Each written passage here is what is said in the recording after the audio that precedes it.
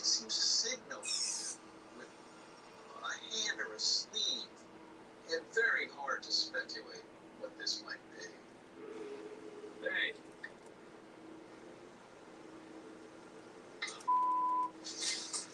Tom rushed into the house to let his girlfriend know what he had just witnessed. Should I go out there? No, please. Is there something on the roof? I gotta figure out what it is. We can't just leave it up there. Climb the window in the middle of the night and kill us. You might think, all right, this is a bad idea. You don't want to go out onto a ledge. You don't want to go on a rooftop. That's dangerous.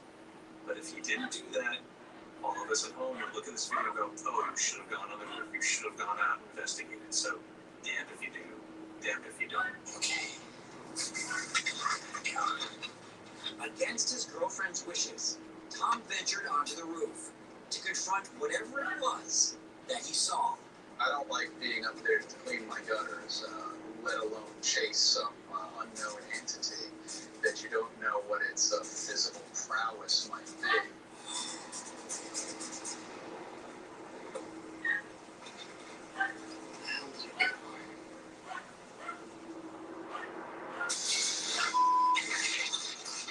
Startled, Tom stumbled and dropped his camera off the roof, and then immediately went back inside. Despite losing track of whatever was out there, the evidence he had collected was fortunately not destroyed. The camera itself had to take it to get fixed, but luckily an SD card responded, so I was able to get the video from it.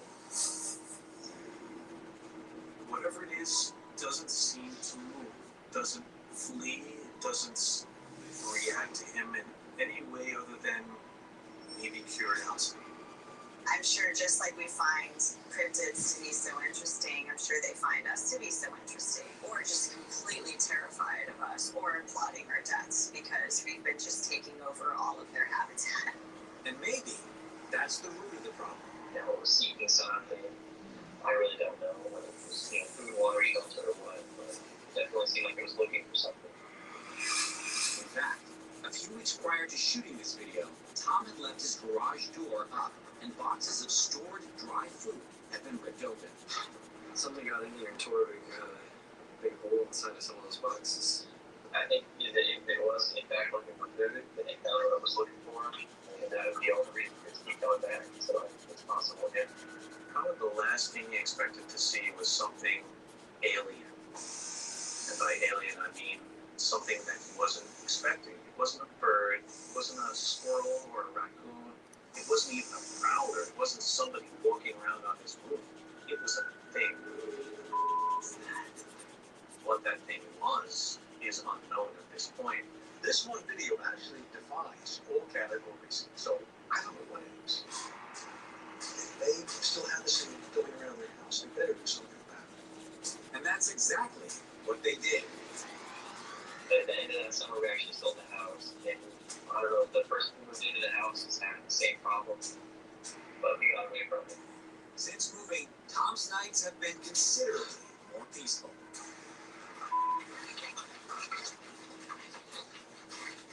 What should you do in the event you witness something paranormal? Here are some tips to get it all on camera. Trust your feelings. Please, get rid of my arm and my foot. Don't be afraid to get up close and personal. Review all of your footage. And if you do get something, email us at submitparanormal@gmail.com and connect with us on social media. Your footage could be seen right here on Paranormal Caught on Camera.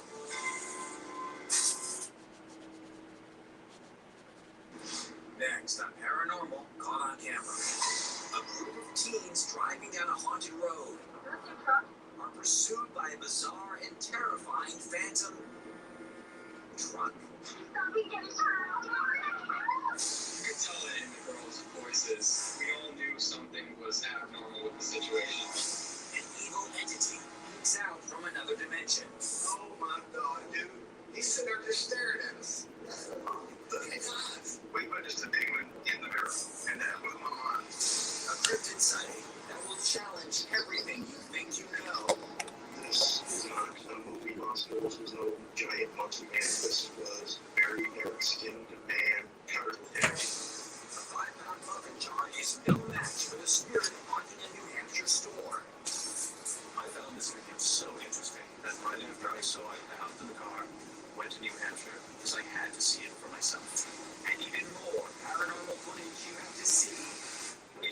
is the UFO Jubilee.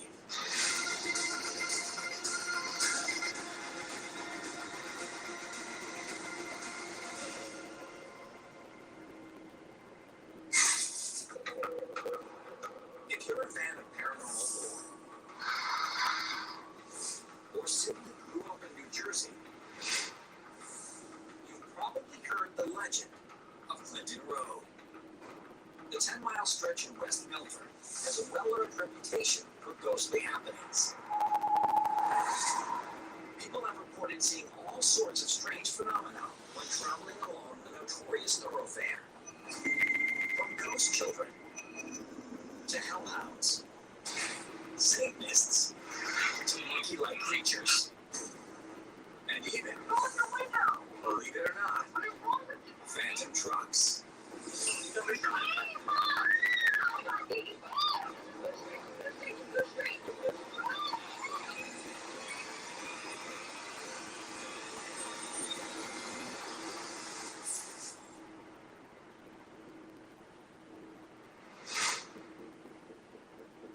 It's 1 a.m. on February 6th, 2016, in West Milford, New Jersey. In an attempt to experience a late-night bit of adventure, Dave Peproda and a few friends decide to journey down Clinton Road, the dark and infamous 10-mile passageway in North Jersey.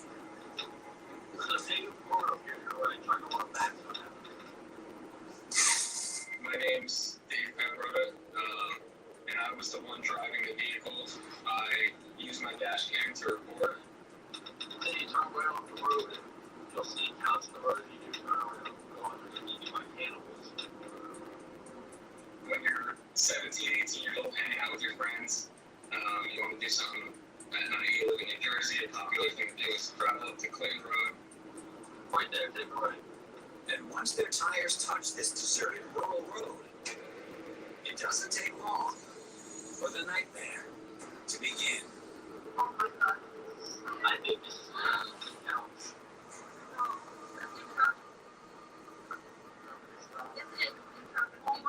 No way. Dave and his three friends are freaking out because they are sure that that same white pickup truck has passed by them twice already. No way. I got that like heart sinking feeling before they even said anything. I felt like a sinking feeling in my chest.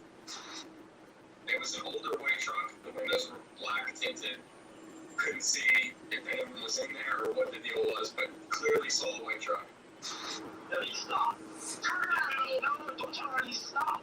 It was cold outside, but it was a different kind of cold that it felt as we were driving. You can't get out of here. We need to reverse it. These are broadsides. Slow down. The teens have seen enough. Panicked, they turn around, only to see the pickup truck pass them again. You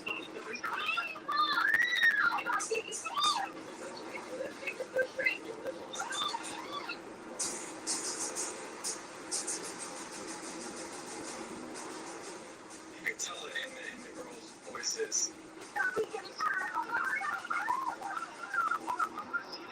We all knew something was abnormal with the situation.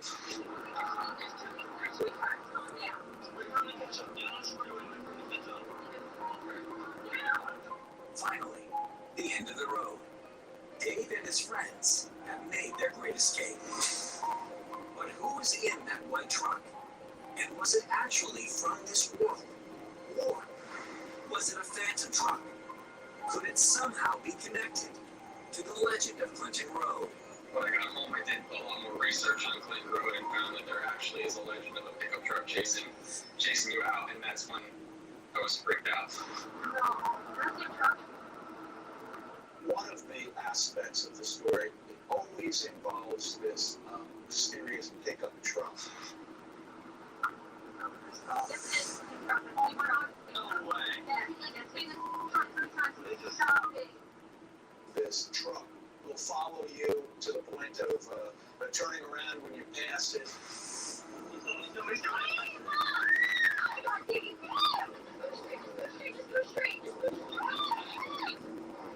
Sometimes on this 10-mile stretch of lonely road, we seem to pass the same truck over and over again. This is scary. This is legitimately scary. There is a heightened level of energy in that vehicle, and then suddenly to see themselves pursued by the same vehicle that they passed moments ago and continue passing, that is a setup for a horror.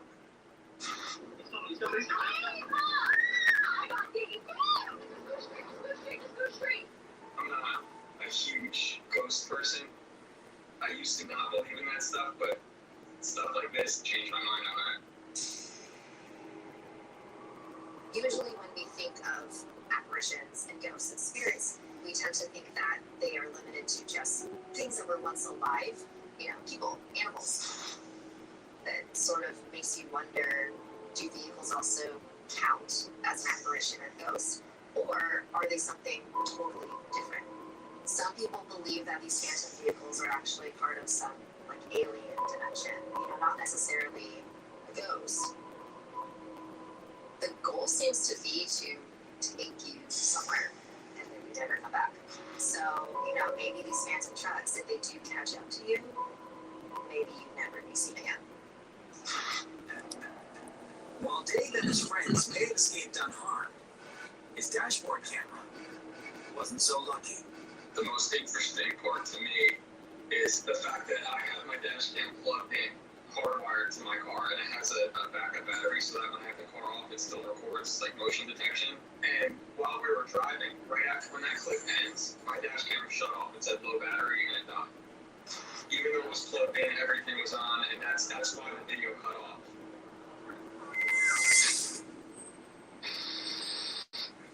Any sort of electronic interference, especially in a place that has multiple sources of spiritual energy, your electronics are done for.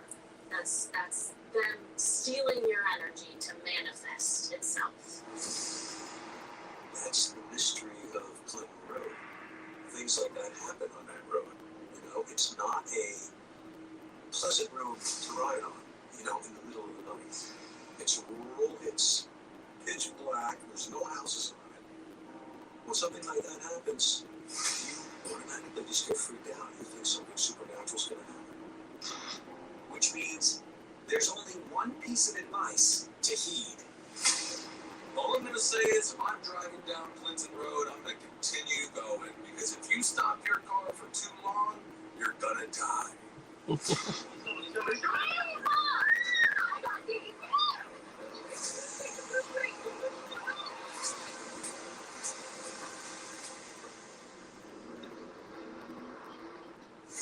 Coming up, strange sightings in the Chicago skies. That's the beautiful things on the ground.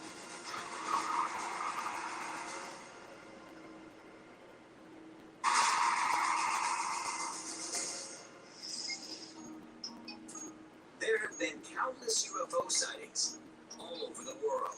It's this thing. Most of them in rural settings, over cornfields, over country roads, and even, for some strange reason, over cows. So imagine the surprise of two men when they spotted a UFO over the great city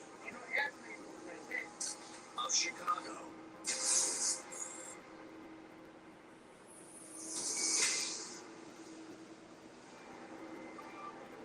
May 2019, in Chicago, Illinois. Ken Ross is sitting on his front porch, enjoying the day. When suddenly, he and a neighbor see this overhead. It's moving too slowly. It is really moving.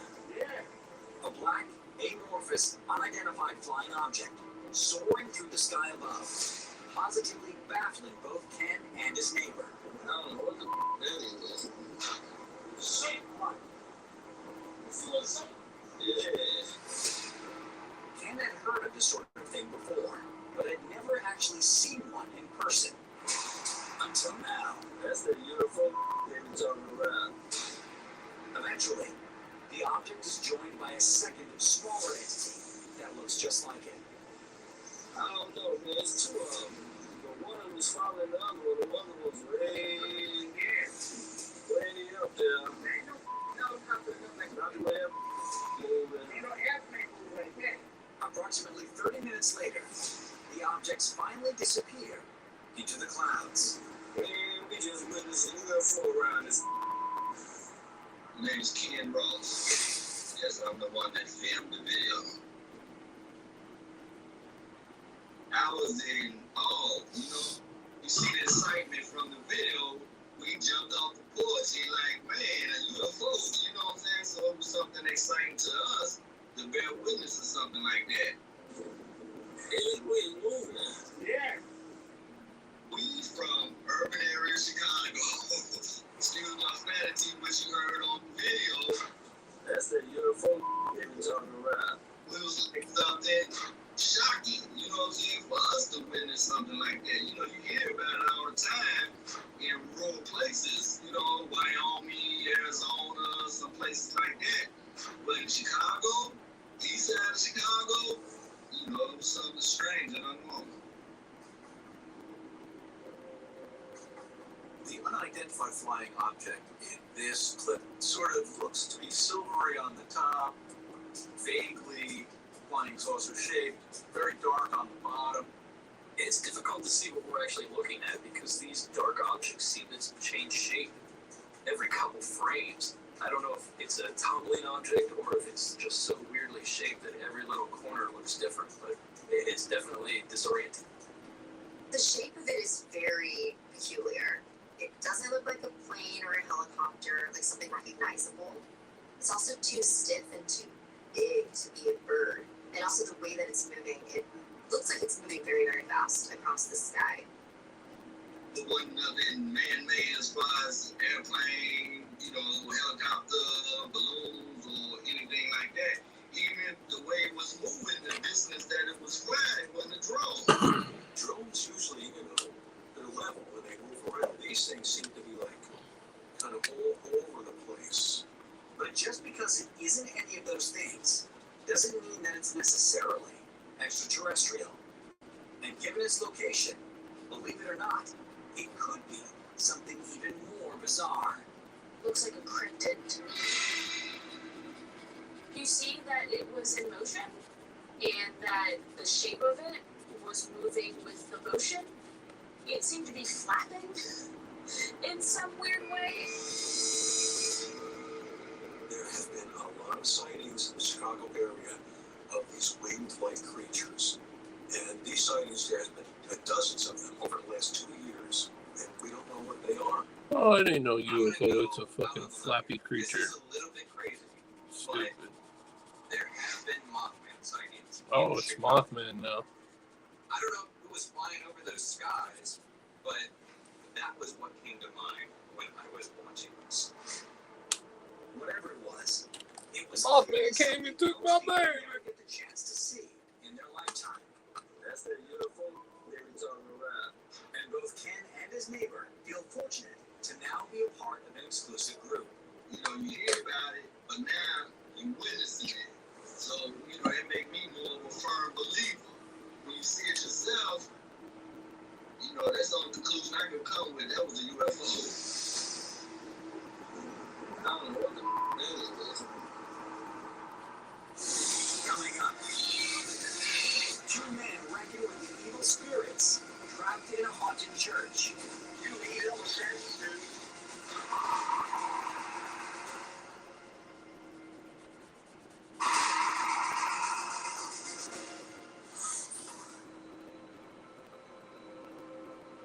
Whether or not you consider yourself religious, there is no denying the sanctity of a church. For many, as soon as they walk through a church's doors, a tremendous sense of peace washes over them, which is why it is all the more unsettling when that peace is disturbed, especially when that disturbance is caused by something paranormal. Two ghost hunters found this out firsthand when they investigated an abandoned church in Mississippi. and heard, saw, In a mirror. and felt things You eat all strange, dude. that left them shaken for days.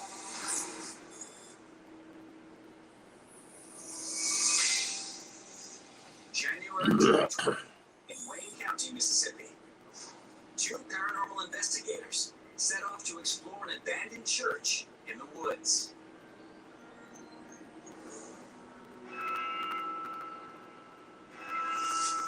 The church was allegedly once the site of an attempted demonic conjuring and is now haunted by an evil presence. Kevin and Bob are here to see if there's any truth to that story.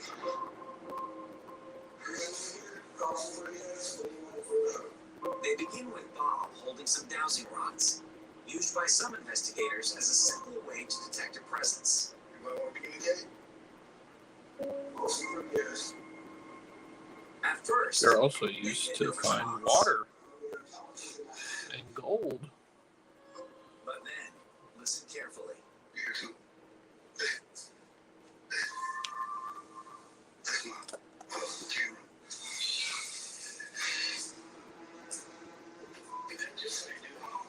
Right after Kevin's camera gives off a low battery notification, a disembodied voice calls out for help. I'm stuck in here.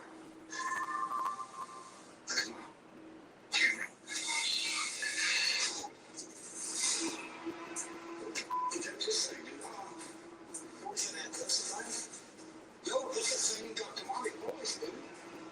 This is the same demonic voice. My name is Kevin McLean, and I filmed the video. The voice had. And we both like had heart attacks because, number one, you think somebody has come in on you, a human being. And then number two, you realize it's A not human being. And number three, you don't realize if it's good or bad. And so it's very scary. It was very A scary. human being. I went and saw the camcorder with the battery was drained, and that immediately I put two and two together and figured, hey, it probably through the energy probably. It's two and two together. Yeah. He's a goddamn human being. Effect on an investigation. The theory being that the entity needs as much energy as it can get a hold of to manifest or communicate somehow. These guys heard the disembodied voice with their ears.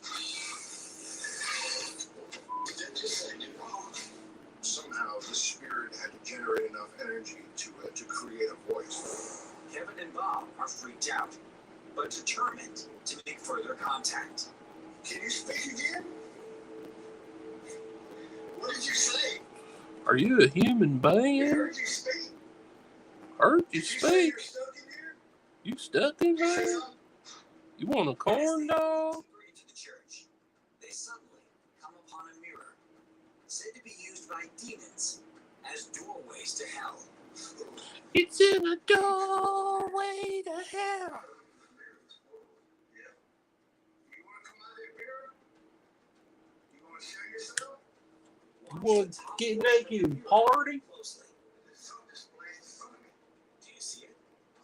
Something crawling out of the mirror. A haunted, demonic face begins to appear. Oh my God, dude. He's sitting there just staring at us. They're sitting there just staring at us. Look at his eyes. We actually witnessed a demon in the mirror. And that blew my mind. Oh God. Why are you just standing there looking at us? You see a face kind of coming at 3/4 of a profile at the top of the mirror. You start seeing its features get sharper and sharper and deeper, and then you start making out eyes and cheeks and the facial structure. And I don't this see any of investigator that. It is looks doing like a blur. a hell of a job just focusing in, and you can hear his voice, like he's like, I'm trying not to move, I'm trying not to panic. Oh my God, dude. He's sitting there just staring at us. Then as the can't face see anything. becomes clearer and clearer, it starts invoking a sense of fear within him. I don't know how long I can keep this. I'm fixing to have a panic attack watching this. That to me shows a parasitic energy that has been invoked for negative fear-mongering purposes. Parasitic entity.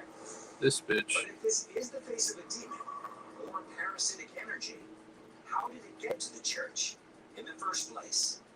Kevin believes Well, the it probably answer to took the that question bus. lies in something he found in the church during a previous visit. The investigator that was there with me that day kept telling me he'd been there before. And he kept telling me, man, you gotta check this place out. It's haunted. I said, no, it's not. It's the church, you know it? Probably not haunted. And so we were gonna go I said, investigate no, man, I that tell night. you, it's haunted. And so I went that day just to check it out. And that's when I found the circle of salt with the candle and the mirror. And so it's kind of rumor, you know, but rumor become reality once we start investigating.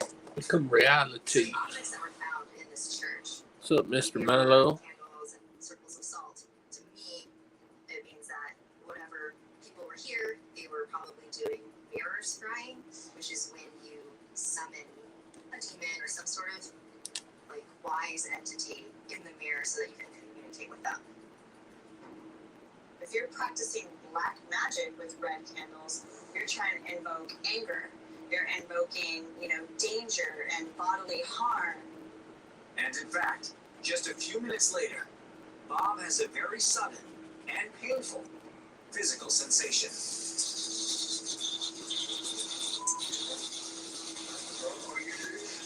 Fine. You eat all the friends, dude. I'm not kidding.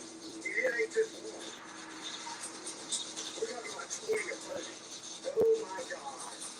When he brought his shirt up, there was probably 40 scratches. Down, sideways, everywhere. They were everywhere. And we were together the entire time. Yeah, you got sideways, down. Damn. Cross. In your Multiple butt. scratches could imply that they are legion. It's multiple demonic spirits coming through. I mean, they were horizontal and vertical all over the place. I mean, what could do that in a few seconds? It seems very aggressive, it seems violent, and if he felt threatened, it would suggest that there was a threatening presence in the room. Kevin and Bob have all the evidence they need to convince them What? that this church is indeed haunted by a malevolent entity. They get out while the getting is good. It's amazing. Who just barely sent that? Wasn't that a while ago? Why would you go in and do that in a church? They love me something, and it ain't good. Did that just say, dude? Coming up. Think this is Bigfoot? Think again.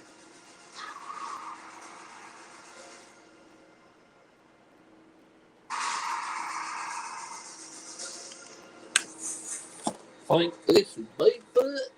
When someone tells you a story about having seen a large, hairy, bipedal, ape-like creature hiding in the woods, there's probably one word that immediately comes to mind. Bigfoot. Yep, that's what comes to mind. That's why the research conducted by one man is so controversial. So controversial.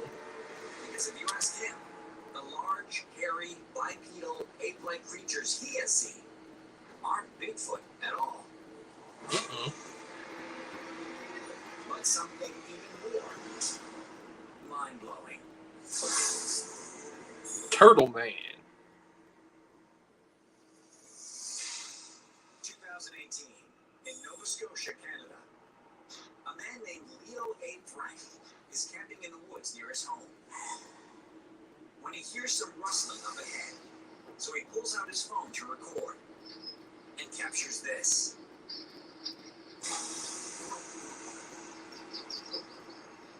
Watch again in slow motion as an ape-like creature crosses Leo's path and runs further into the woods.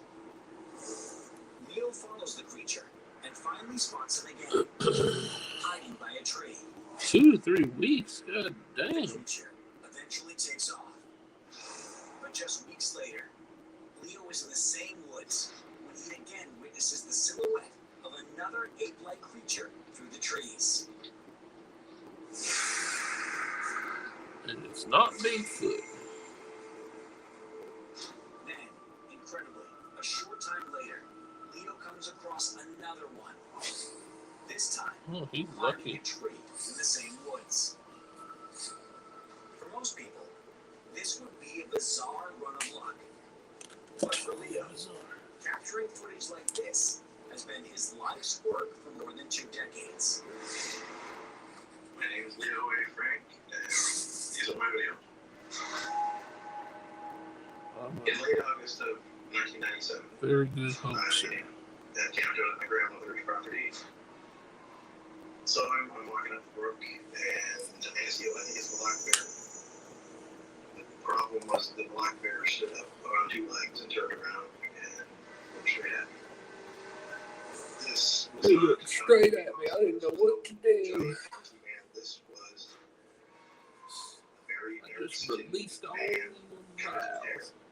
slightly over 6 foot, maybe 6'3", 6'4", and that's being generous. Everybody that I talked to. Yep, that's why I don't fuck around with international. You'd get your packages faster if you just set up one of those accounts to where you have it shipped to that, and then they ship it international. You probably get it way faster.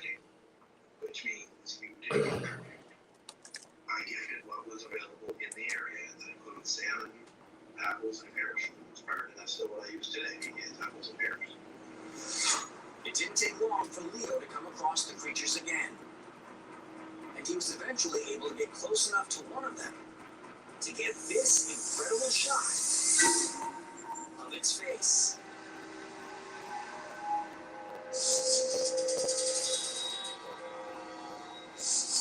An unprecedented accomplishment.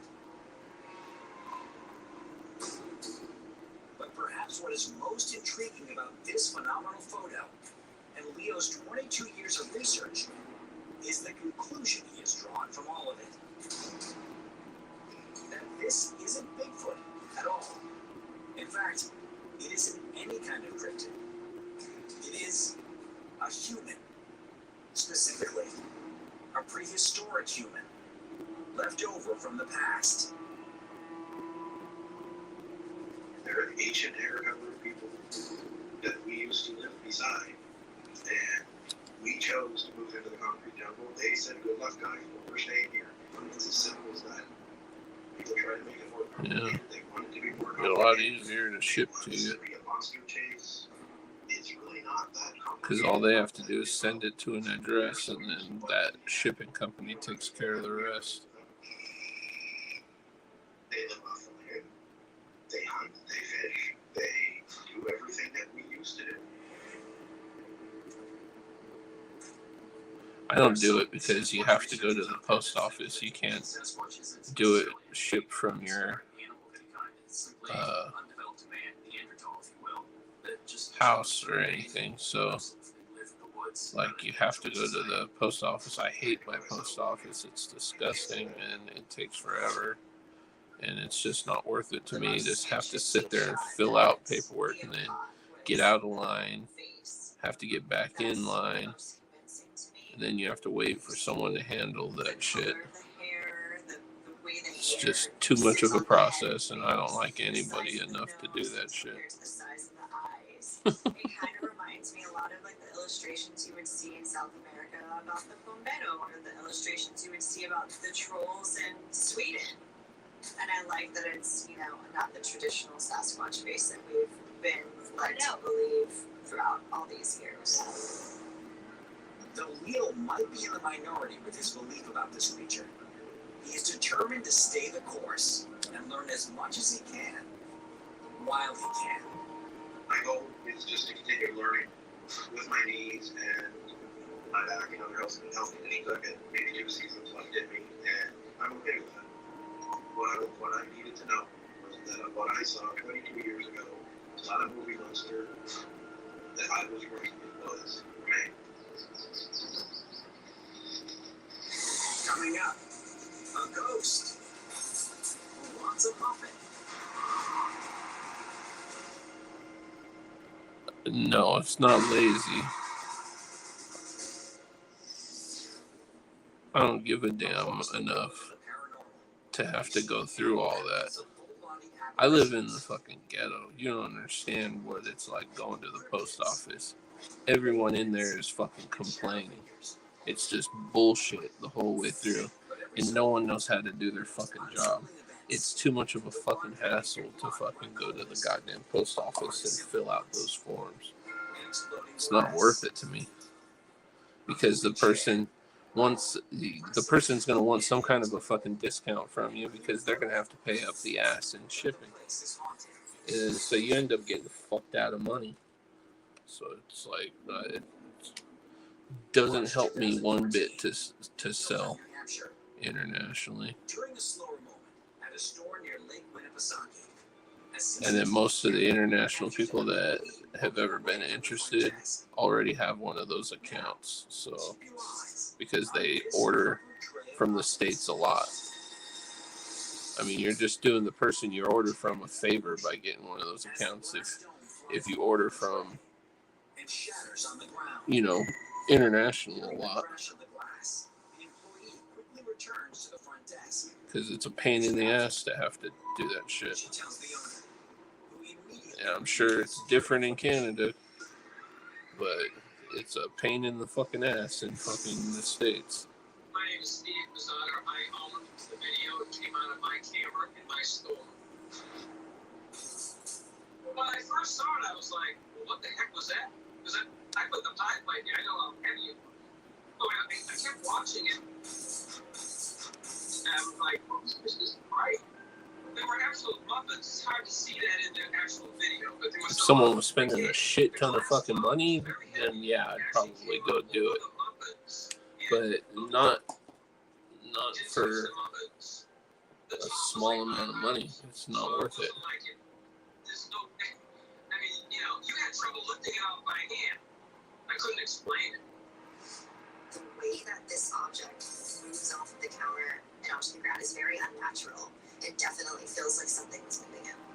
It didn't look like this glass container slid off the counter and smashed. It looked like it got picked up, moved across in mid-air, and then fell and shattered.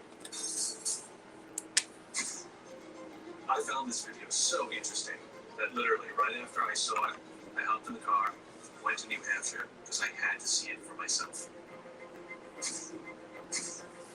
Now, this glass cover was pretty heavy. I actually felt one that they had to replace it. It was heavy glass, so it wasn't something that, say, air or a vibration from a passing car or something would just cause it to flip over. I don't see how that happens naturally in any way. There's no wind, there's nothing that's going to move that thing. That has to be paranormal in my opinion. But if it is paranormal, then who or what? Shipping would have only cost Foo $9 if you had one of those things. One of whom was a Maine-based paranormal investigative team who offered to look into the incident. One of the things the ghost people did was some research in the building. And they found that there was a younger woman girl, and she got killed by a horse back in the late 1700s. But I'm pretty sure that she's there, and evidently Dad got killed by a horse there too. And he's in the building too, and some other. But why did the ghost choose that moment to act out? The paranormal investigative team from Maine set up a spirit box session in the store and got a definitive answer. I had just done a remodel in the store. And the first question that the ghost people asked was, are you upset with Steve remodeling the store and changing the flow of the building? That was the first question, and the answer was yes. It kind of freaked me right out. People have made this mistake when they remodel their home, and then days, weeks later, they start experiencing this strange activity. Now, believe it or not, this is very common. A couple of different ideas why that happens. If it's a place memory type of haunting, maybe moving the structure, taking structures down, releases this energy that is absorbed by the structure, or maybe you've got some spirits that enjoy being in that area, and they don't appreciate you changing things that they're comfortable with. Whatever the reason, Steve is convinced that a ghost is in the store. It was March. It was slow. It was quiet. There's no wind. There's no trucks going by. There's no vibrations. There's nothing going on. And the muffins inside the case were never touched. So, like, the glass case actually had to come up and move up. Not all of it. There's no way that pie plate would have came off the way it did without help. Coming up, is Saudi Arabia being invaded by aliens?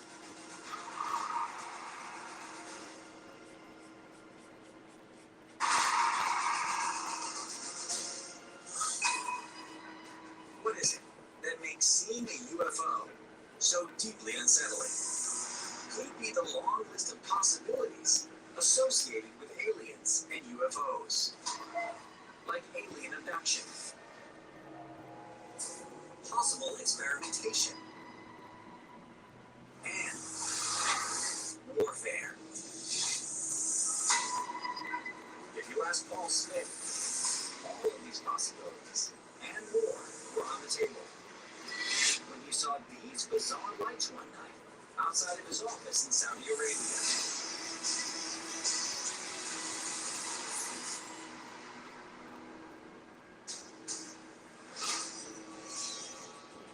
November 2018, in Riyadh, Saudi Arabia. Paul Smith steps outside for his 6 p.m. break at work, looks up, and sees a flashing light in the sky, which quickly becomes 2 flashing lights in the sky, and then 3, forming a perfect triangle. The lights disappear and return on and off for minutes, attracting the attention of several of Paul's coworkers. Then, just before they disappear for good, a 4th light flashes into view. The entire encounter lasted just a few minutes, but Paul was convinced this was alien in nature, and a warning. My name is Paul. I filmed that video. When I look up the sky, I see a circular motion light. So I start filming it. It's getting closer and closer at our company. My first reaction is, they will be scared. They will open my body, take all everything. But if they came down in our company, they will be fine. Let's fight till the end. If their intention is bad, if their intention is good, stop. I was wowed by this clip. Not only how clear it appears, but how the lights actually seem to shift toward the end of it. And I can't explain that. I was incredibly fascinated. It can't be airplanes. Airplanes fly, they don't just hang there in a single spot. It can't be helicopters. It's very unlikely that they're drones, because drones aren't stationary either. It certainly doesn't seem to be weather balloons. They can be. Or anything like that. So what we have are these 3 very bright lights that seem to be hovering over something there for, I would imagine, some purpose. Paul claims that just a few minutes after the lights flickered out of view, jets from the Saudi Air Force showed up. Air Force came. Fighter jets came after that. They were late, maybe 3 to 5 minutes they are late. After that incident, every night, the Air Force is going around in our company. To me, when I see the introduction of government, that just validates the fact that that's not something we were supposed to see. This is one of the interesting elements of UFO narratives, is this question of who's in the know. So it's not just what is the truth. The question becomes, who knows the truth? And who's keeping it from us? What do they know that they're not telling us? So when we start to see military involvement, government involvement, or what appear to be those things with UFOs, we start to say, hey, wait a minute, maybe this is a real thing. As for Paul, his mind is sufficiently blown. And he feels at this point, anything can happen. Anything. Maybe they will conquer us, or maybe they just want friends. I'm excited. Maybe they can give you superpowers, like Captain America.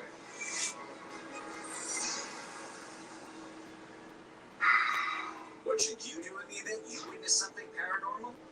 Here are some tips to get it all on camera. Proceed with caution. Trust your gut that what you're seeing really is paranormal. That's the UFO they be talking about. Understand that sometimes the truth is stranger than fiction. And if you do catch something, email us at submitparanormal@gmail.com and connect with us on social media. Your footage could be seen right here on Paranormal Caught on Camera. It's going to be available to anybody Next on Paranormal Caught in on the Camera. U.S. Ghost hunters encounter a young spirit It's a boy here. who gets up close What was it, Mom? and personal. Is this shaking cross in India divine or demonic? I'm wondering what the circumstances were around this shaking. To me, it doesn't really feel like a good sign. A man sneaks up to a Hawaiian military base and discovers something otherworldly. Whatever happened here has secrets that have yet to be divulged. A mysterious apparition haunts a dance academy in England. Oh, goddamn, she's fine. Ooh, I'll dance with her. Paranormal footage you have to see. Julie.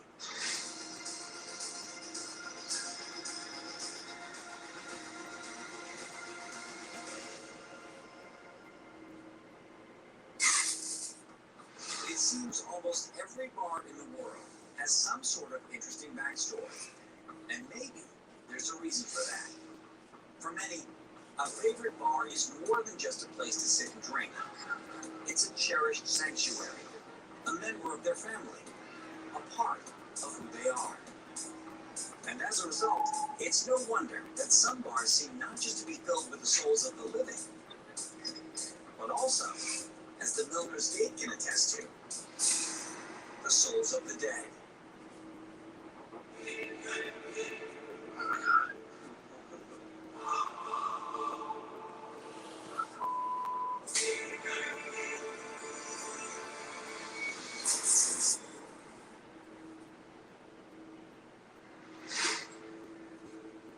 July 2019, in Twin Falls, Idaho.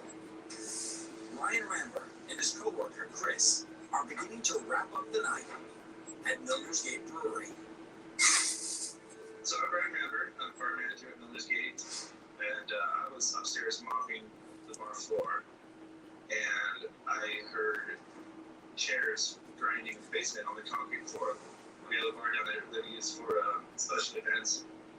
I didn't think too much of it. I thought that Chris was downstairs moving chairs around, but just after that happened, he came out of the office upstairs, and he started yelling at me to come out of the office. When Brian arrives in the office, Chris is panicked and as white as a ghost. He plays back the security footage from moments ago. Watch the top edge of the bar in the middle of your screen.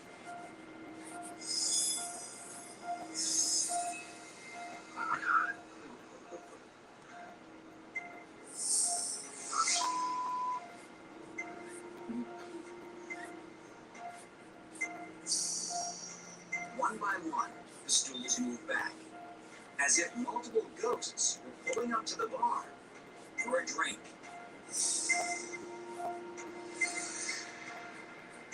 When we looked at the security camera playback, like, this is for real, this is nuts. Because, I've heard voices, Chris has heard voices, we, felt like taps on my shoulders. We've heard the stories about it being an old haunted building, but we've never seen, until that day, something physical happen like that.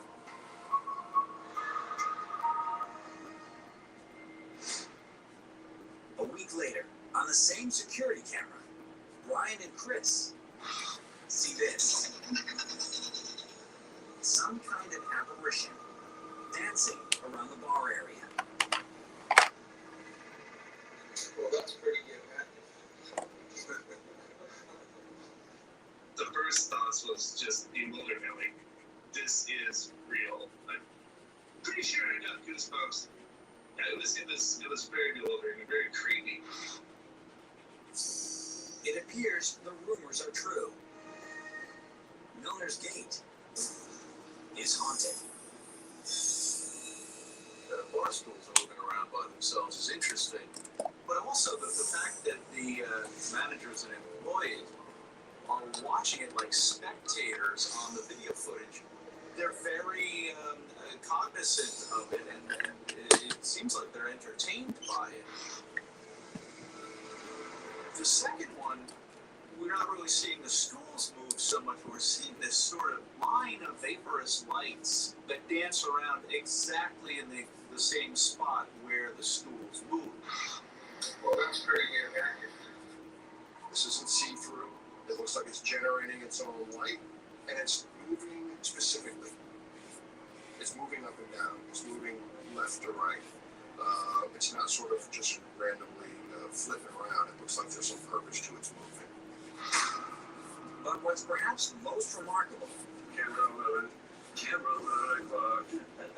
is that both incidents happened at the exact same time of night. 11 o'clock again. Coincidence? Maybe not. There's the Elks Lodge. We bought it from the Elks. Yeah. They had their meeting place in where the bar is now. So there's an Elks Lodge tradition to ring a bell 11th hour toast to toast the fallen Elk members. 11 o'clock figures very prominently into the Fraternal Order of Elks rituals and their mythology, and it is part of their sort of secret initiation ceremony. All you have to do is look at the logo of the Elks organization. It is set on the face of a clock, set to 11 o'clock. Rituals carry a lot of power, and that ritualistic power can be associated with paranormal activity. They're doing something to honor the fallen and to remember the fallen, and the fallen might be responding. So the next night, I left 4 shots of whiskey down there in front of those 4 stools. And the Miller's Gate wasn't just an Elks Lodge. The building has a long history. It's the oldest building in downtown Twin Falls, Idaho, and it's been a library, and then like a Woolworth, like a clothing store, and then the Masons Lodge and the Elks Lodge. Here's where it gets interesting. Because buildings can go through different phases and house different things over the years, the energy and identity from each one can blend a little piece that, over time, can become a haunting. Something that was a Masonic lodge, that became a library, that became maybe a hospital during wartime. Each identity gets absorbed by the bricks and the wood and the land, and it might not cause a haunting right away, but given enough time, those identities will coalesce into something that most often is a residual haunt. Sometimes it can attract those intelligent spirits that want to check out who and what is there now. As for Brian, he's a believer. Before the Barstool incident, I thought that maybe I was hearing things, maybe we're all just hearing things, we're all kind of paranoid. I was a 90% believer in it, but after that, I'm 150% believe that there is something in that building.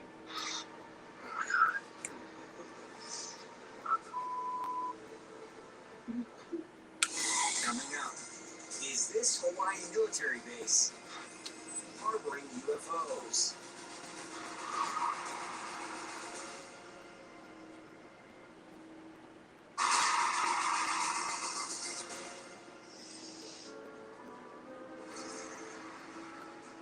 Hawaii is arguably the most scenic American state. Filled to the brim with beautiful beaches, lush forests, and breathtaking volcanoes. But There's another characteristic Hawaii should be known for. Top secret UFO activity. Because if one man's casual snooping around restricted government property revealed this, there's probably a lot more where that came from.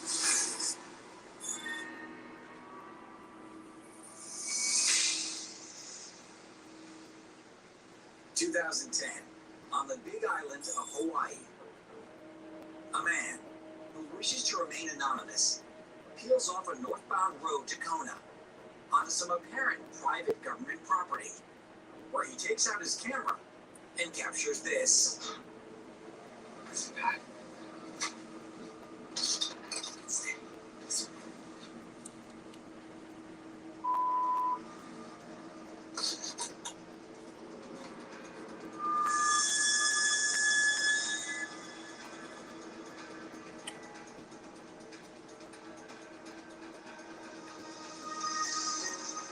Watch again, as three glowing orbs fly in seeming coordination with each other over a field behind a closed-off steel fence, before suddenly What's up, disappearing. Ivan?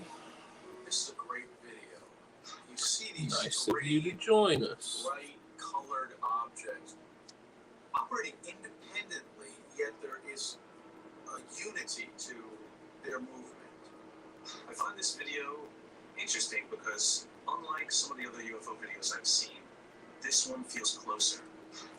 You can see the perspective of the mountain, the fence, and these things flying around inside of it. Usually it's off in the sky, you can't tell exactly how far away it is, but here you have these separate lights flying in formation, coming together, separating again, and they're all different colors. This is almost like Voltron. They're joining to form one thing and then breaking apart again.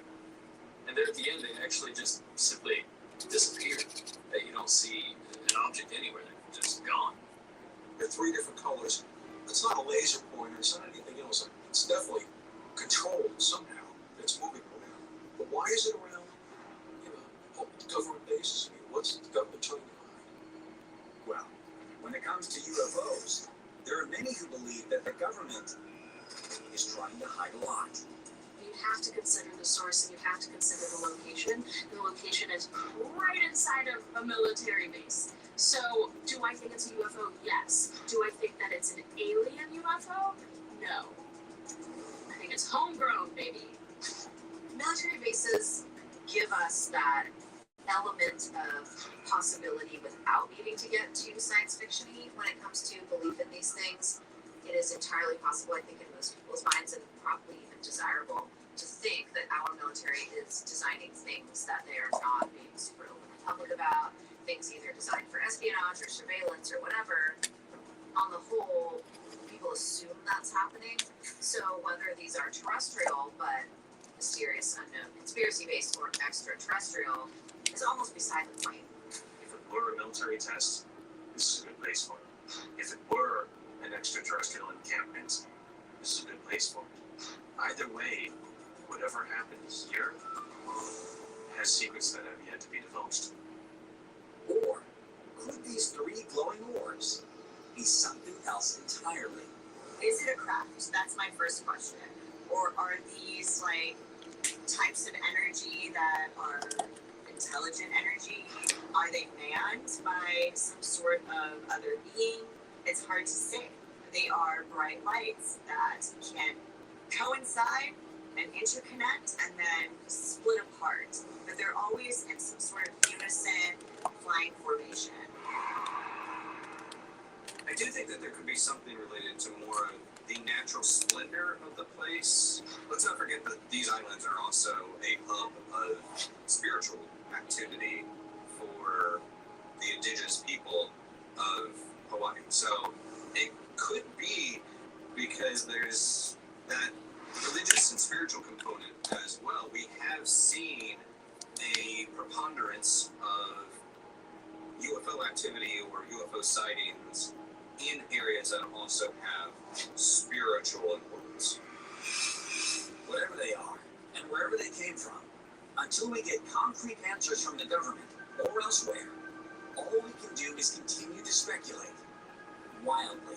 What we did see was that it was happening in an area that was off limits to the public, which makes me go, all right, well, now I really want to know.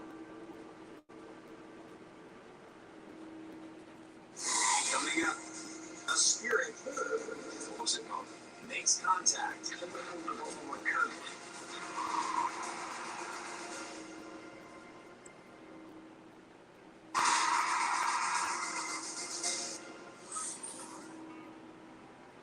Caves are inherently creepy. Like this one, carved into the limestone cliffs of Finnis Hill in Dover, England. Comprised of 5 tunnels with adjoining passages, this cave system was said to have been built in the early 19th century by Napoleonic prisoners of war. It went on to be used as military barracks during World War I and an air raid shelter for civilians during World War II. Currently, the dark and eerie cavern is unoccupied. By the living, that is. Many believe it's haunted by several spirits, including a young boy named William. In 1941, he died of carbon monoxide poisoning from a coal fire his father lit in a bucket to keep his family warm. After hearing reports of shadow figures and the sounds of footsteps and a child's voice, a paranormal team went to the Finnis Hill Caves to see if they could contact William. But it was William who contacted them. What was it on? Something pulled the bottom of my coat really hard. Like that.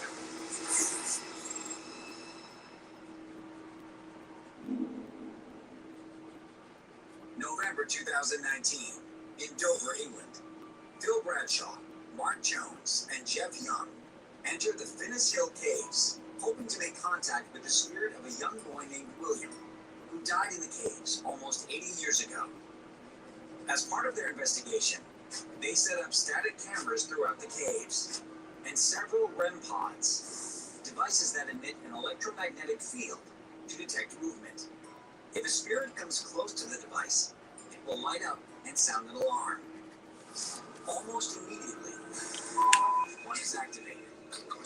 Quickly.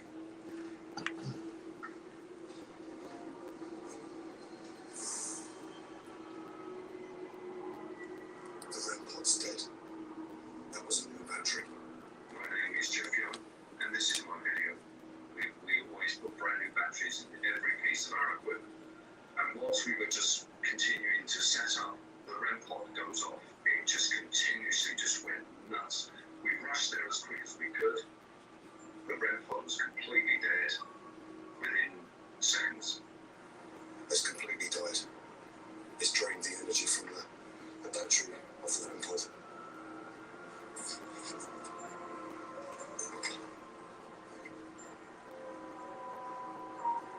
It's dead.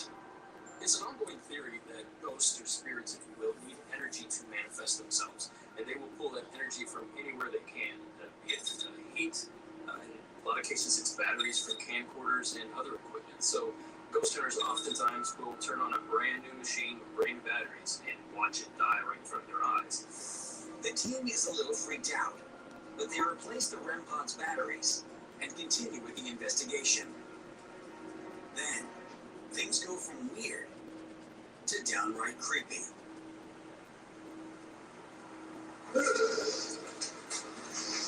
What was it called? Coming over the bottom of my coat. Oh, sorry, say again. Something pulled the bottom of my coat really hard. Like that. Phil attempts to communicate with whatever pulled Mark's coat. Did you just pull Mark's coat? Do it to me. Mark actually thought he had caught himself on something, but he was completely in an open area. We've been to so many places where if a spirit can't actually speak to you or doesn't know how to interact with our devices, it will do things like that. I've been touched several times, Mark has, and so has Phil. That happens quite a lot on our investigations at the locations that we go to. But there's more. When Mark, Phil, and Jeff review the audio later, they noticed something else. An EVP, or electronic voice phenomenon, was captured on one of their recording devices right after Mark's coat was pulled. Did you just pull Mark's coat? You cheeky bastard. This is a great piece of evidence, and it is a Class A EVP. It is very clear. You can easily understand what it is saying, and it corresponds with the tug on the jacket that the one gentleman took. Shouldn't come bother us. It makes it feel like whatever spirit is in there is there forever and just like doomed. It just can't get out. And I think maybe the spirit just succumbed to that fact that I'm always going to be here. Just please don't bother us. Just go away. Jeff is certain they are onto something and attempts to make contact again. If you can hear my voice, can I ask you to light up one of these devices that's here? Can you do something? Whoa. Thank you. The range of the REM pod is fairly close, so you have to be right up on the device to make it go off. So being across the room, that won't set it off. It's literally a field, so unless you break that field, it won't go off. Since no one on the team was near the REM pod when it went off, that leaves just one possibility. Is the little boy here? Thank you. Is that you, William? Now that the back and forth is flowing a bit more, the investigators take it to the next level. We decided to fire up the SB7 spirit box, which stands for white noise, allowing the spirits to come through to communicate with us. We was hoping William would. William, can you speak to us? Woody Williams. It's a boy's voice, William. William come through and said hi. Everything sort of changed. The coldness got colder. And I remember Mark saying to me, I'm absolutely freezing. William, is that you? Yeah, I've got the cold. I'm absolutely freezing at the moment. And what that usually is, that's usually a spirit taking the energy from the air to try and do more things and maybe to actually show itself physically. William, is that you? And when I heard we are here, it suggested to me that there were others. I think the responses that he was getting on his spirit box definitely showed that they were intelligent energies. They were very much aware that the investigators were there. REM pods were drained of their battery energy and that they were getting cold spots. It shows that this energy was trying to manifest a way to communicate with the investigators. The communication eventually trails off, but Mark, Phil, and Jeff are convinced. These caves are filled with spirits, and one of them is William. Is there anything that we can do for you before we go? Are you safe here? Is this your home now? We just wanted to know if he was okay, which we believe he is. William? Is that you? Coming up, is this apparition the Virgin Mary?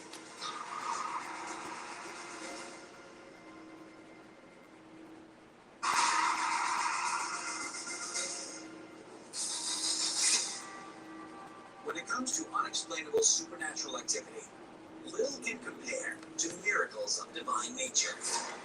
For believers, these astonishing events can be reassuring, affirming their belief in a chosen deity. Yet they can also serve as a reminder that something far more powerful than man constantly surrounds us, which is why witnesses to these events can be both inspired and shaken to their very core.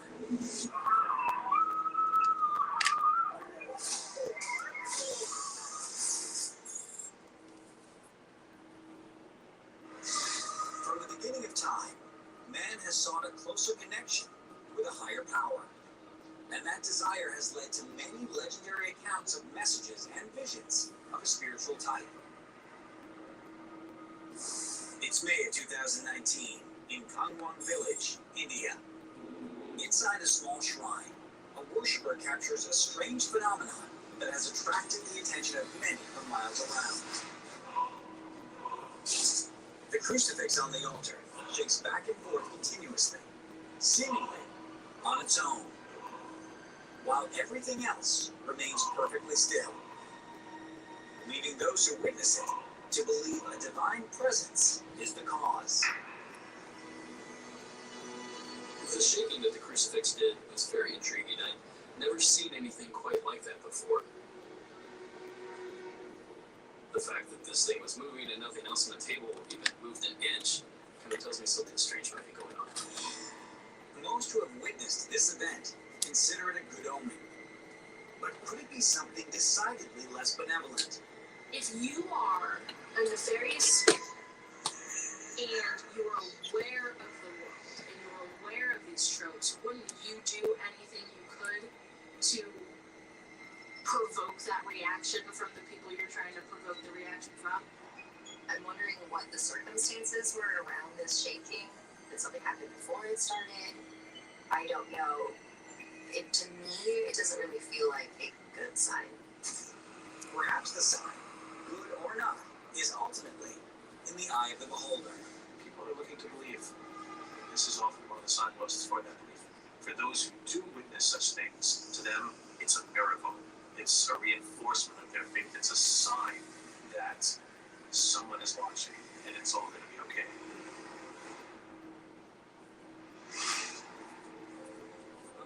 Next, about 1,000 miles away in Kazakhstan, the faithful come from far and away to witness another miracle at Zaylagan Ata, a Muslim holy site. Near the mouth of this mountainous cave, legend has it that water flows down this channel only when the Quran is recited, which is why this man is here today. He begins to recite the Quran, but understands it's not a guarantee of a miracle. Some visitors who make the pilgrimage have been known to wait days or even weeks for the waters to run, sometimes coming away with nothing. It's only been a few minutes of prayer, but there is no sign of water anywhere. Then, a faint sound in the distance.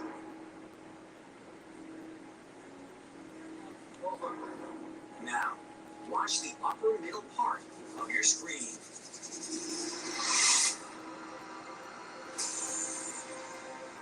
A rush of water begins to flow down the rock channel that was bone dry just moments before. Now, this is an interesting one, that idea that prayer or meditation could affect the natural world in that way. There are a lot of sacred springs all across the planet, sacred wells, sacred waterfalls, springs that come up out of the ground.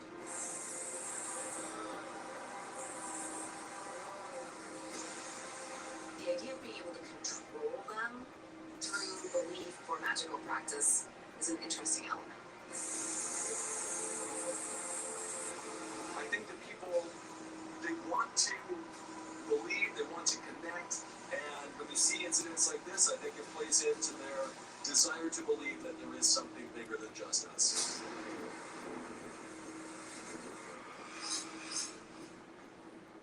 But perhaps no religious miracle has had more reported occurrences on Earth than sightings of the Virgin Mary. Accounts of the biblical mother of Jesus have been recorded for centuries all around the world. And it continues. On April 20th, 2011, in the Yopougon district of Abidjan, Africa, worshippers are suddenly blinded by an incredibly bright light in the sky. At first, it's unclear to the many people gathered what they are seeing. What up, man? Look closely within the circle of light, as an image of what looks like the robed figure of the Virgin Mary seems to appear.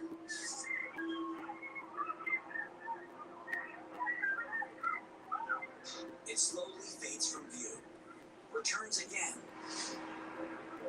and then fades fades away for good, leaving many in the crowd moved to tears. It does seem to be a figure wearing robes of some kind. So, of course, true believers will say that, though, that that's the Virgin Mary.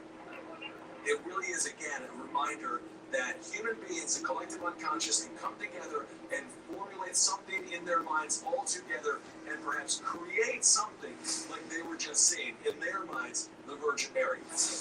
Whether you believe this really is the Virgin Mary, some other paranormal phenomena, or something in between, there's no doubt that sightings like these leave almost everyone who witnessed them touched in some way. Makes you wonder, why would the Virgin Mary just appear in the sky? Someone without faith, would it mean anything to them? That spot, did it have a particular significance to that story? Whatever those answers are, those gathered people were changed by it, were affected by it. It did something to them, reinforced their faith, and whatever that was in the sky, we know what effect it had.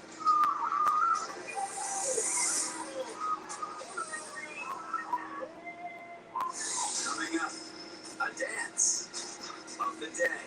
I'm happy to let them carry on dancing as long as they do keep themselves to themselves.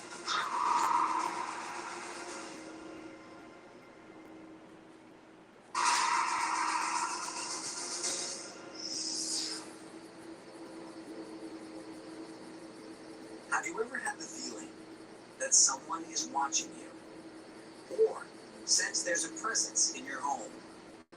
If so, your house might be haunted. And if you suspect your house is haunted, the next question to ask yourself is, should you try to get some proof? Or just forget about it? What you decide is important. Because although having proof of a haunting may satisfy your curiosity, it will also confirm your fears and keep you up at night, or even make you want to move. Which is what happened to a woman in England when she captured this. And now that she's seen it, she'll never be the same.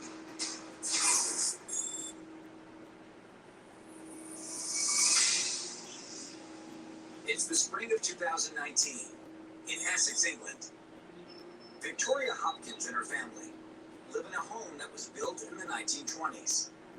Ever since moving in 2 years ago, she's had the feeling that someone is watching her and gets occasional glimpses of a strange shadow near the hallway by her staircase. My name's Victoria Hopkins. When we first moved there, we didn't know the complete history of the house. But over time, the locals told us that Ooh, that girl is an old hot. dance academy run by the former owner, and it is haunted. Fuck, she's gorgeous. People have reported I'll protect you from the ghost, baby girl. for years, similar to what Victoria's encountered since she moved in.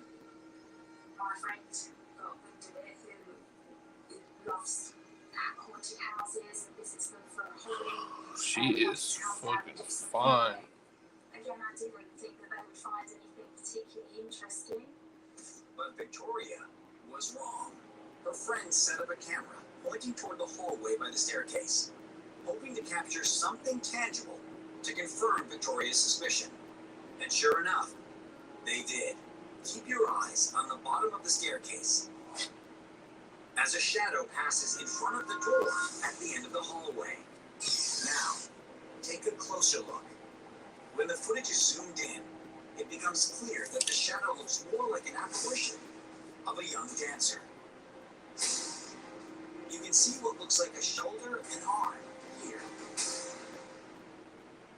When they showed me the footage of, well, it was a dancing figure, and it did really spook me. My first impression of this video was, oh, it's a shadow, okay? Someone's walking from the hallway.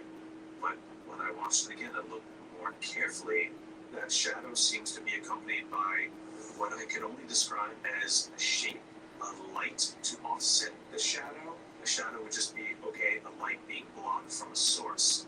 This one almost had definition to it. That's a great, compelling apparition right there.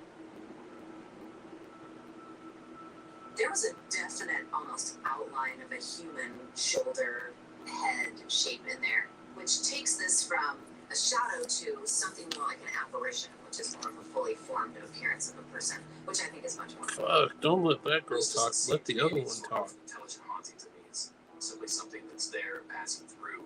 And as you watch, you can actually see some dust storms follow. So it almost looks like something physical was actually moving there. That was enough to kick up some dust. It weirdly looks like it's gliding across the floor, projecting its arm out. It's a graceful ghost. I would expect nothing less from Dancing Cat ghosts. It totally seems residual. It is a peaceful crossing. So, did Victoria's friend capture the ghost of a former dancer that once attended the academy? Or is it something else altogether? My theory behind it, because I believe that the mind haunts places, there is a lot of mental energy, a lot of physical energy going on in dance studios that I think it would lead to like something like residual energy that lingers around. My best guess would be some kind of place memory type of haunting, which isn't any kind of consciousness. It's almost like a film strip that just keeps playing over and over and over. A lot of apparitions are what's known as repeaters or repeating images, which is just like an imprint that's left behind of an action that happened over and over and over again during someone's life in that space. So we can assume that someone who lived in that building, someone who attended that academy, was coming down those stairs and going to that door, coming down those stairs and going to that door. Whatever it is, Victoria felt a bit uneasy after seeing this footage, but she's decided to stay in the house for now. It gives me chills talking about it, but I'm not scared because the house has got such a lovely, friendly, welcoming vibe to it that I'll fucking come protect you, baby. I'm happy to let them carry on dancing as long as they do keep themselves to themselves. I'd ask that chick to fucking read me everything. She'd be thinking, I can't read. I just want to hear her say it. About their afterlives, so we can live in harmony with spirit until there's a reason to panic. I wouldn't. Coming up, a battalion of UFOs surround the moon.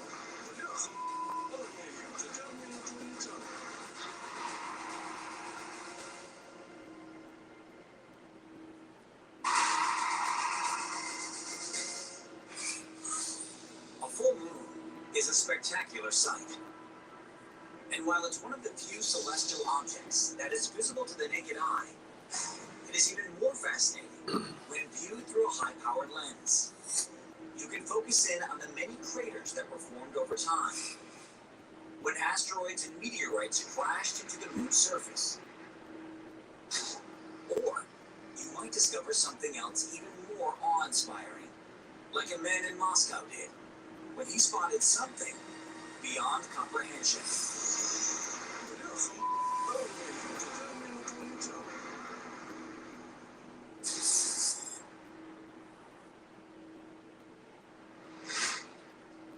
It's May 18, 2019, in Moscow. Andrei Smetana is filming a full moon with his telephoto lens. About 2 minutes in, he notices something bizarre. 3 floating black objects.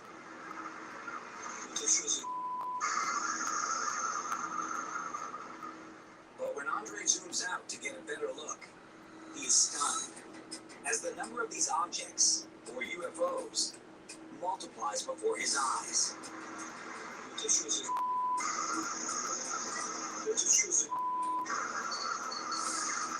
I've never seen unidentified objects behave quite like this before.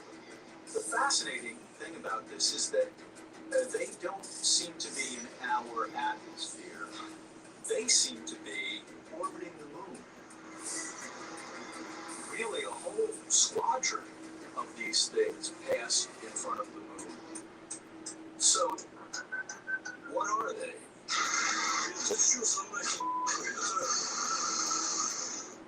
When I first saw this video, I thought somebody released balloons and were seen to float across the moon. But as I started to think about it, he was filming from a great distance. So would the aspect ratio look correct? Would the balloons be really small? Would they be really large? The whole thing just doesn't work out to me. It's mind-boggling. Whatever they were, they, as a unit, were moving because they were all going in the same direction. This definitely looks similar to a video of a sighting I've seen before, where it seems that a mothership spaceship is releasing a fleet of what I think to be drones.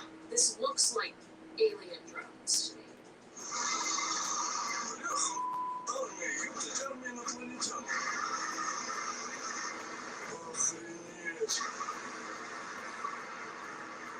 I don't know what they are. But they do look like they were, intelligently run. Which begs the question, if these UFOs are taking orders from something otherworldly, what are they doing near the moon? And should we be worried? The idea that the moon is our closest celestial body, that this would be our first source for extraterrestrial existence or life, that people could invade or that people could settle there, or creatures could settle there, is such a common idea now that we're not even weirded out by it anymore. But we are weirded out when we see a YouTube video.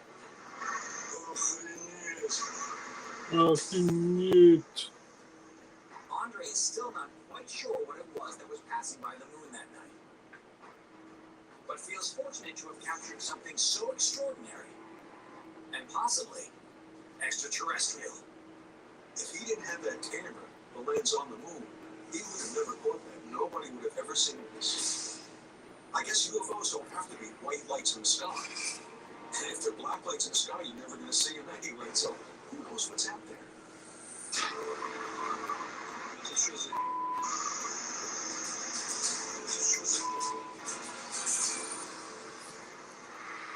What should you do in the event you witness something paranormal? Here are some tips to get it all on camera. Keep a fresh supply of batteries. This completely dies is during the natural for input. Review your footage carefully. Trust that what you're seeing really is paranormal. And if you do catch something, email us at submitparanormal@gmail.com and connect with us on social media. Your footage could be seen right here on Paranormal Caught on Camera.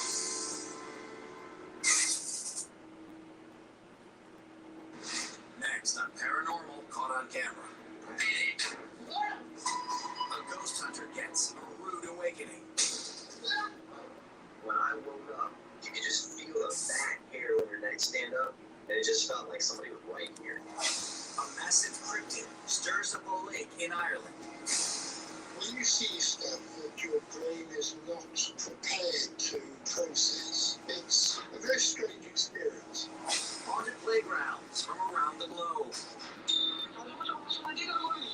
Hauntings don't only occur in creepy old buildings. Sometimes they happen on a rather pleasant day at a playground.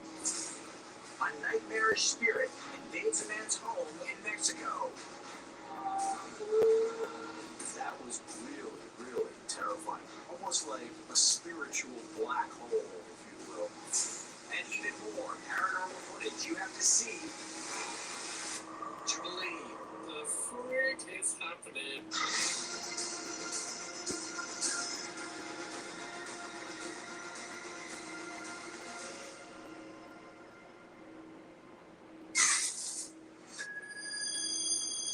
Death occurs at home, more often than we'd like to think. Usually a spirit has no problem moving on and finding a way to the other side. But if the death was unexpected or violent, the spirit can find itself trapped in this world, in a perpetual limbo, destined to haunt the house with odd noises poltergeist like scares. Forever. That's what two ghost hunters encountered when they conducted an overnight investigation. And they will never forget it. Oh gosh. Sonny? That wasn't you then. Yo, my freaking door just slammed, bro. My door just slammed closed.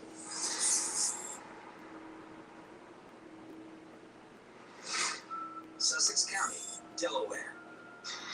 In January 2020, the Cromwell family invited ghost hunters to spend the night at their house. For a long while, the family has been tormented by the sounds of slamming doors and creepy footsteps, and the feeling that someone is watching them while they sleep. But before moving out, they've called upon Sonny Deeds and CJ Faison to see if there's anything that can be done. Over the night tonight and tomorrow night, this is all ours to go and investigate, explore around, see what we can come up with. Again, this is about the family more than anything. While the family spends the night at a hotel, Sonny and CJ begin their investigation with a walkthrough. My name is CJ Faison, and this is my video. When I first walked in, the first thing that came to my mind was there's something like around, like very close proximity. And it doesn't take long for whatever CJ is sensing to make its presence known. That was back there. That was back here. Bro, that was back here. The noise leads them to where they assume is the heart of the haunting. Hello? The room where a previous resident died by suicide. So instantly, it's gotta be 10 or 15 degrees colder in this room than anywhere else inside the house. It almost felt like walking out of a nice warm house out into maybe like a 40-degree, a little frigid temperature. The common thought is that as a spirit is trying to manifest, it has to draw upon the energy around, and in that energy, it's drawing heat from the air to try to coalesce. So by it taking from the atmosphere, that pocket is now golden. The fuck he is. My name is CJ. I'm here with my friend Sonny. We want you to make a I noise. don't know why you got it in your head that I'm going.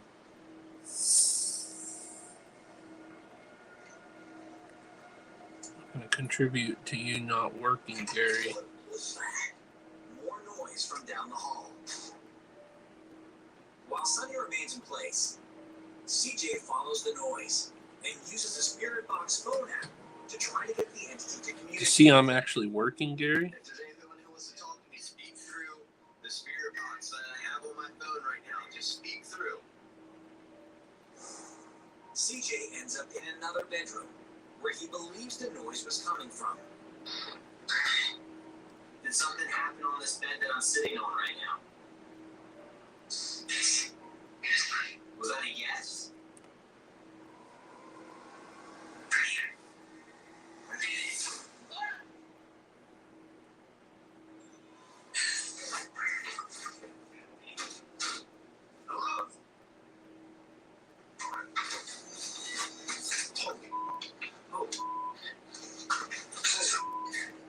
Oh gosh. Sonny? That wasn't you then. Yo, my freaking door just slammed, bro. My door just slammed closed. I felt trapped and very uneasy. When a spirit is trying to connect with you, usually it's in a friendly way. You know, just a little close, slightly here. When it is something violent, that's when you really have to reevaluate. Okay, do we stay here and keep going? Or do we call it quits for the night, maybe come back another time? Although CJ is rattled, they decide to soldier on. When suddenly, more noises upstairs. Oh my gosh. Oh my gosh. I'm not messing with you right now. I was just pulled down the stairs, bro. I was literally just pulled down the stairs. To me, what it felt like was when I was going up the stairs, that my leg was pulled up and straight out. I was running in the dark like a dumbass. I'm tripped and is blaming it on ghosts. Straight downstairs. I could have stopped myself on my trip. Oh my gosh! Holy Maybe something is just trying to get his attention, and instead, it feels very aggressive and feels like it's pulling him downstairs. Alternatively, it could be actually aggressive. It could be something reacting violently and not wanting him on that location. I'm deathly terrified right now for what pulled me down those stairs. The door slams when the investigator's back is turned. And he's pulled down the stairs. Oh my gosh! All of the timing kind of makes me feel like this being is intentionally messing with them. Gosh, what was that? Both CJ and Sonny are terrified, but feel they'd be letting the family down if they gave up now. As part of their investigation, they're spending the night. They split up to sleep in separate rooms and set up cameras to record any paranormal activity. This is the camera in CJ's room, the same room where the former resident took her own life. He's now been asleep for about 2 hours. Then, at approximately 4 in the morning,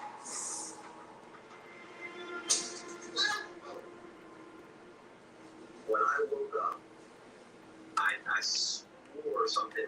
You could just feel the back hair on your neck stand up, and it just felt like somebody was right here.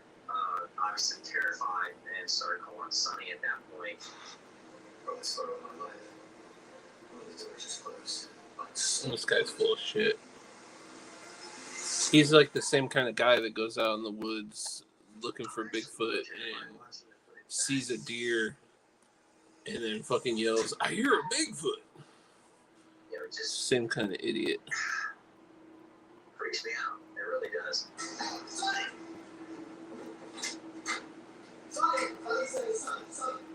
CJ and Sonny decide that it's no longer safe to be in the house. They call it a night and go to a hotel. For the investigators to say, look, it was so creepy I couldn't stay here. That might be, a pretty big red flag to the homeowners, and it might cause them to really consider selling their property. Which is exactly what they did. As for CJ and Sonny, they continue to be haunted by their experience. Coming up, are these playgrounds haunted by the dead? Oh yeah, that's what they do. The fucking every little clump in the hole in hole in the ground is a Bigfoot track. It's just, come on, dude, give it a rest. Like, you can't be that fucking gullible. Every sound. There's one guy that fucking kept playing fucking in one of the groups. He kept playing, and it's clearly a fox. You can hear it. And then you play the sounds that a fox makes, and he heard a fox. They make a weird whiny noise, and dude was just like, "It's Bigfoot, it's Bigfoot."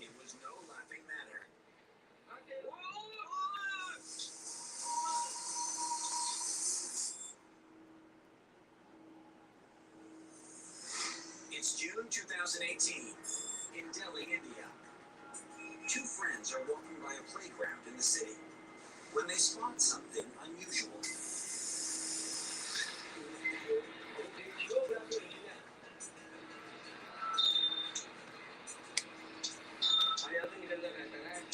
A swing is moving gently back and forth, as if it's been pushed. But there is no wind and no one around.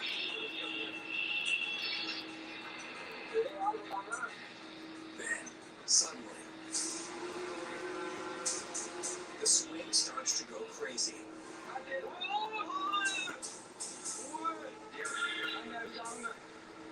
As if an invisible being were controlling it.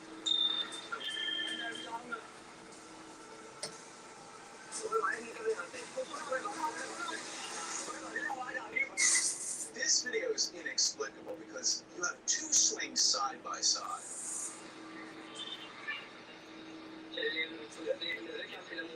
That's test case A and B. They're under the exact same circumstances, and one is swinging wildly. What? And the other has no motion whatsoever. If there was a breeze going on, there's no reason why both of them wouldn't be moving at the same time.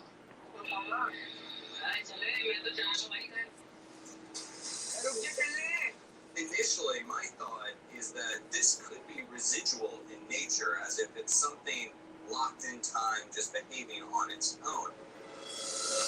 However, what's really cool about it is as these guys are watching it and commenting on this activity, it spikes. It freaks out, and they freak out. Hey, no joke though. I went to the haunted house, the haunted schoolhouse in Redlands in California, and I swear to God, I don't believe in ghosts, but I swear to God, me, this girl, Little Jen, and I want to say it was my buddy Jason, or it was my friend Gabe, but we were all sitting there and we started hearing creaking, and there was no one else there. We turn around and the old swing set is swinging, and there was only one swing on that thing, and it was going like someone's in it, and that was pretty creepy. But I don't believe in ghosts, so there's got to be some kind of explanation. Wind is not going to do that, and if it were the culprit, it would be affecting other things in the environment, and it's not. To investigate further, Elizabeth's mother walks up to the machine and waves her hand where a person would be.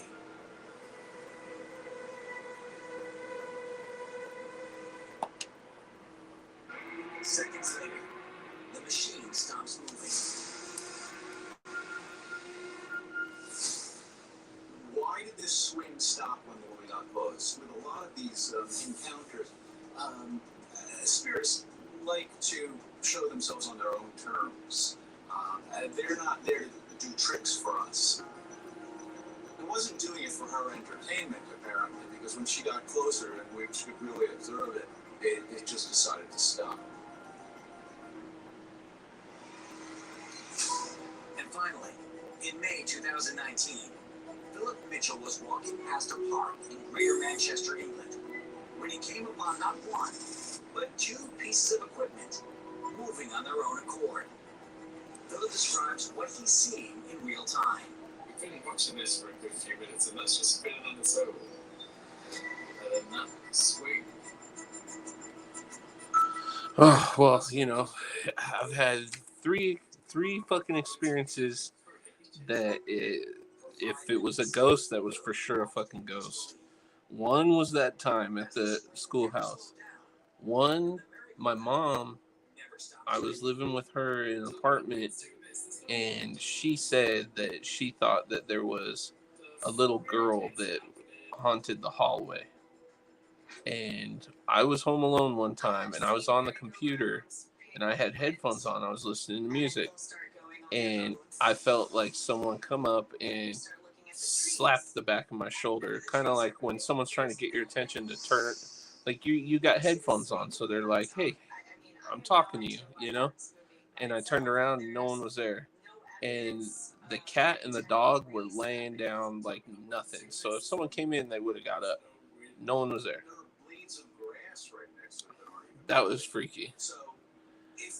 And then, what was the third time? There was that smack. Oh, when I was a kid, my grandpa had died. And my grandma and grandpa had separate bedrooms. And I was visiting my grandma, and I was listening to Loveline on K-Rock, and I was just laying down, and it felt like someone got in the bed and laid down. And like I got up and looked, and it just looked like there was a dent in the bed. That was some creepy shit. But like I said, I don't believe it.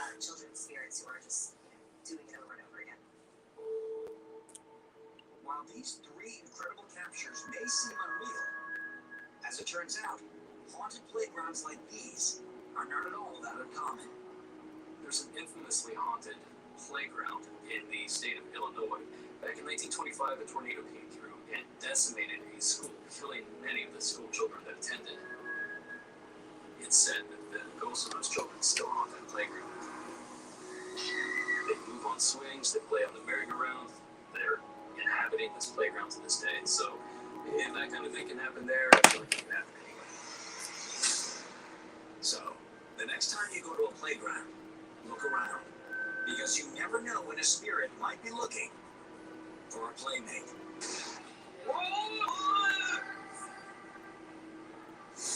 Coming up, a UFO over the Emerald Isle. I wouldn't consider myself a UFO, you know, anyway. I don't know what it was.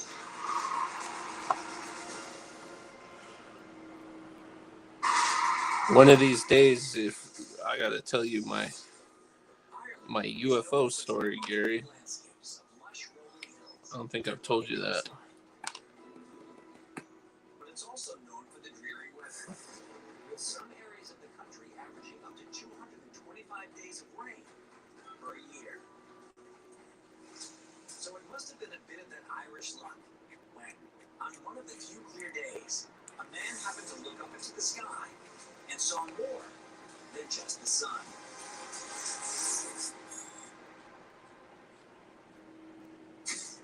Cork, Ireland, November 10th, 2018. Donald Brady steps outside to enjoy a rare, sunny afternoon. When something high up in the sky catches his attention. A large, bright, disc-like form moving erratically. Donald is stunned. My name is Donald Brady. It was just an extremely bright light in the sky. Was moving slowly, stopping, and then Forgot I was time lapsing. I gotta stop the time lapse. Well, it did look like a high altitude plane kind of reflecting sunlight, but it wasn't moving that way. It was kind of hovering and then stop. And Oh wait, I gotta do the chains. Woo! Forgot the chains. This was no ordinary aircraft. And he should know, because he lives right near Cork Airport and sees all kinds of planes take off and land every day. Actually started shooting the video, and there was another kind of low-flying aircraft came into the picture, and I wasn't reflecting anything, so I said, well, this is interesting. You see just below it a passenger jet making a turn as it banks to the right. And comparing the two, you see the vast difference in size. Okay, this could be perspective, but at the same token, typically planes don't get so close to each other because, you know, there's air safety, air traffic control, things of that matter. So, what is it? Obviously, this isn't a plane, or most likely not a helicopter, a drone, anything like that. The shape is wrong, the flight behavior is wrong. Outside of helicopter, Yeah, that's crazy. drone, nothing can hover like that. Last for about maybe a minute and a half, and just kind of disappeared. Right. Donald was intrigued, but went about the rest of his weekend without dwelling too much on what he had seen. See, if I ever saw a ghost, I'd probably start praying. Because, I mean, if ghosts exist, then probably that means the whole God bullshit is real too. I don't know. Cork, Kerry region of two British airline pilots and an Irish pilot had seen UFOs and reported UFOs in the sky, which was around the same time frame. The fact that 3 separate pilots witnessed this anomaly and reported it tells me that there was most likely something crazy going on out there. I can only imagine what these pilots see day in and day out and don't report it. Even more puzzling is that Donald believes the UFO he saw that day didn't show up on radar. And I think some people kind of had to look on some sort of sky maps and stuff like that about air traffic that day. Nobody really pinpointed an airplane at that altitude. The fact that this did not show up on radar, it's interesting, and it seems to suggest that something didn't want to be seen. Nobody seemed to have a definitive answer as to what the object might have been. until an astronomer released a statement saying it could have been a meteorite that had entered the Earth's atmosphere. But that conclusion didn't sit right. That was a fun one. Witnessed it Not my firsthand. typical spawn that I normally do. Not by any speed, it was moving at the trajectory. Yeah. There's a sense that pilots kind of know the range of typical experience. These are people who know their stuff and know their environment. And if they say, this isn't how things move, I'm inclined to believe them.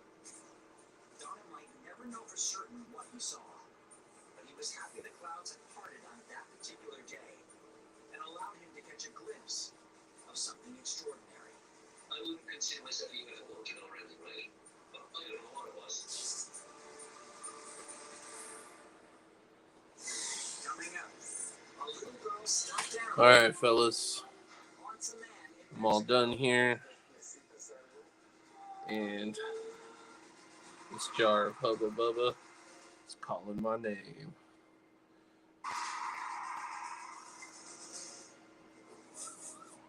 There are few things more terrifying than having to go to the hospital for a life-threatening illness.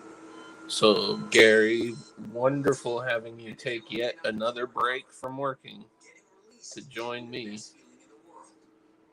Ivan, it's always a pleasure, brother.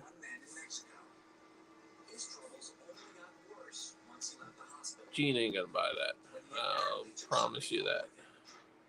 And no doctor could cure. Yeah, working on your top 5 list, I bet. In spring of 2018, You ain't really working. Jorge Ortega was in and out of consciousness for nearly a week after suffering from heart failure. During that time, Yeah. he found a young girl with a stuffed animal. Amazing. Whatever, dude. When Jorge finally awoke from this Well, state, I'll probably go live tomorrow with another cover I'm working on, so his wife told him that catch y'all later. Get back to work, Gary. and said it was